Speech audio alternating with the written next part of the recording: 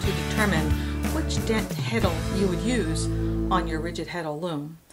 This is give you a rough idea of which dent heddle to use. Get a ruler or a pencil or something onto which you've marked an inch long space. Sometimes you can even purchase little tools, little wraps per inch tools, but you don't have to do that.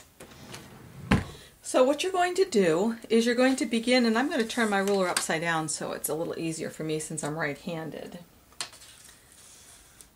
But what I'm going to do is I'm going to wrap between the 2 and the 3 inch mark on this ruler.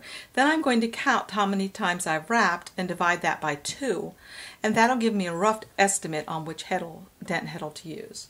So I will just hold this onto here, onto the ruler, and then I'll just begin wrapping.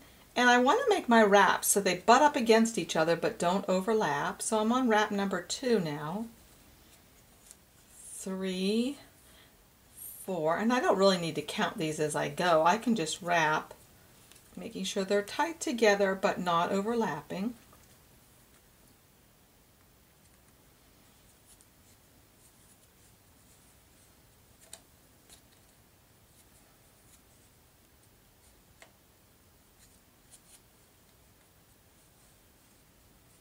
And what I found when I use this particular yarn is that when I count these wraps that I have within a 1 inch area, so I went from the 3 inch mark to the 2 inch mark, I have 16 wraps per inch.